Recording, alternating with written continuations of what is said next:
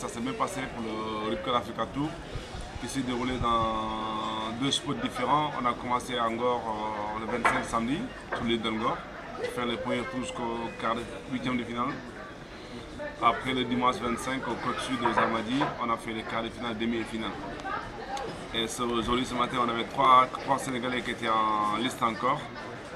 Et à la fin, on a réussi à avoir Hassan Ben qui a fait finale, qui est tombé contre Chérif Fall, le vainqueur de l'année dernière. Donc Hassan a fait premier devant Chérif, qui a permis de se qualifier en finale. Donc en finale, il est tombé contre Abdel, le Marocain, qui a gagné chez lui, qui a gagné chez nous ici. Donc il n'a rien à perdre, il a fait qu'à prendre. Et la dernière étape, il nous reste, c'est le Cap-Vert. Donc espérons que les Sénégalais vont s'accrocher pour porter de la première place ou la deuxième place. Pour l'instant, on est bien parti.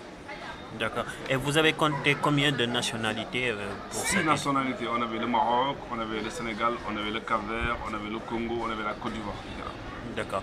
Et vous êtes passé de West Africa Tour à Africa Tour. Ouais. Qu'est-ce que justifie cette on est passé de West Africa Tour à Africa Tour. Pourquoi? Parce qu'en fait, quand on dit que West Africa Tour, on exclut le Maroc et le Maghreb. En sachant qu'ils ont des bons safards. Donc voilà, pour mettre toute l'Afrique, hormis l'Afrique du Sud dedans, on est obligé d'élargir. L'événement, c'est plus le West Africa Tour, c'est Rip Curl Africa Tour. Voilà. Et notre objectif, cette année, on a fait 3 pays. L'année prochaine, on partira sur 6 pays. Ça sera Maroc, Agadir, Dakhla, entre frontières Maroc et Mauritanie, Sénégal. Au Cap-Vert, on aura l'île de Praia et l'île de Sal. Et la Côte d'Ivoire. Il nous fera 6 étapes l'année prochaine. D'accord. Et là, vous allez donc vers la 3e étape. Comment ça se prépare techniquement? On a 2 Sénégalais en course qui sont pas mal placés pour décrocher la couronne. En sachant qu'il y a un Marocain qui a gagné les 2 épreuves. Il suffit qu'il fasse demi-finale au Cap-Vert, il est champion d'Afrique. Donc nous, c'est soit de la première place, soit de la deuxième place. Donc voilà, moi ce que je dis, que ce soit entre Chérif et Hassan, on est obligé de se battre pour la deuxième place ou la première place. Voilà, c'est ça notre objectif. D'accord. Voilà. Et côté, c'est un événement Rip Curl, le sponsor? Non, c'est pas un événement Rip Curl. En fait, c'est vrai qu'aujourd'hui, dans le bureau, il y a le président d'honneur, c'est François Payot. C'est un président d'honneur parce qu'aujourd'hui, c'est lui qui a créé le Tour européen. Donc moi, je viens d'être nommé à la tête de cette Africa Tour. Donc c'est pas un événement Rip Curl, c'est l'événement Afrique. Donc moi, c'est vrai qu'aujourd'hui, le sponsor, c'est Rip Curl. Mais alors, demain, si on a un gros chèque qui arrive pour prendre la place de Rip Curl, on prend. Hein. Donc voilà, on est que là pour l'avancement et les bonnes vibes de l'Africa Tour. Et la participation du sponsor aujourd'hui, comment ça se manifeste? Non, c'est cool. À l'étape du Sénégal, on a quand même la Sénégalaise qui était là, on a eu Kiren, on a eu comme Proplax, on a eu EXP, on a eu 221. On a eu vraiment les sponsors qui nous soutenent pour que l'étape soit bien. Donc c'est cool, mais espérons l'année prochaine avoir mieux. Parce que vous savez, un tour comme ça, c'est un gros budget.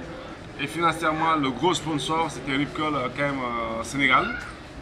Et l'aide de Kiren et de la Sénégalaise. Donc, pour qu'on ait plus de riders l'année prochaine, il faut un bon budget. Et ce budget, il faut qu'on ait des sponsors locaux, surtout au niveau du ministère, qui peuvent nous aider.